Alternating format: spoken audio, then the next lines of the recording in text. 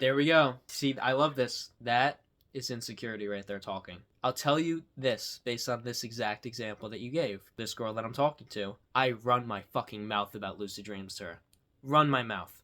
And guess what? She loves it. She texted me today saying, I love when you talk about the things that you're passionate about. And I had the biggest fucking smile on my face because I never heard a girl say that to me before. Maybe like one of my past partners, but all the other ones, fuck no. And so it's like, oh my god, hold on a second. I can just be insecurity for my whole life running my relationships. I could just be me and talk about the things I want to talk about and be accepted for that. Holy shit. I realized I can just talk about what I want to talk about, and if she wants me, then she wants me, and if she doesn't, then she doesn't. That's the dark part of your nature. It's like you're treating your relationships like a game. It's a power dynamic, which I think most relationships are like that, although I don't think it should be like that. It's like you're not on the same team as them. And you were kind of talking about, sometimes I win an argument, sometimes I lose it.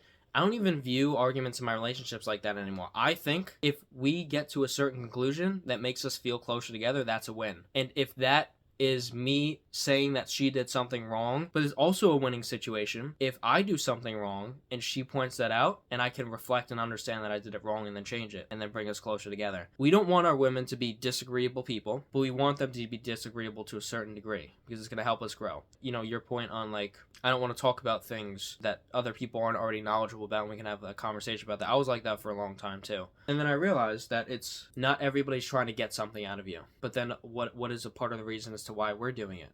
Because we know that we do it and we want to get something out of someone. So now we assume when we're manipulating people that they're going to do it to us, right? And so it's like this whole big game, beating someone to the stab when it wasn't even coming. That's like the overarching definition of self-sabotage when we do that in our relationships. It's a big thing. To be accepted for who you are is scary and enlightening at the same time because we have all had so many past experiences where people simply don't accept us for who we are. I've experienced so much of that. I knew the women were out there, I just didn't meet them yet.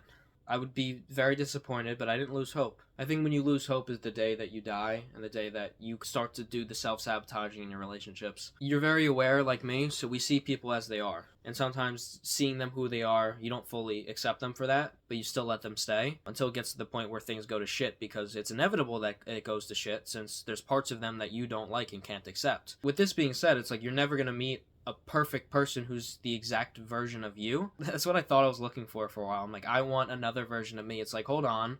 If I had another version of me, then I wouldn't be able to grow, and she wouldn't be able to grow, because we'd be the same person, we'd have the same ego level, and we'd just bounce ideas off of each other, which would be cool, and we'd learn certain things, but our insecurities would not come to the surface, because we'd be constantly reaffirming the insecurity over and over again, of us being egotistical, or whatever the case is, or thinking this is the truth when it really isn't. And so it's like, it's great, but that's what I realized. Confrontation in relationships is fucking beautiful. And it's awesome when somebody disagrees with you. It's giving you an opportunity to recognize that you might be wrong. It's not easy to do that because we want to be right. That theme started for me at the end of my last relationship. I started to humble myself. There was one moment in particular where she was like, got really mad and walked away from me. And then we had a conversation about it. And I realized like, why the fuck did I say that? And it's like, oh,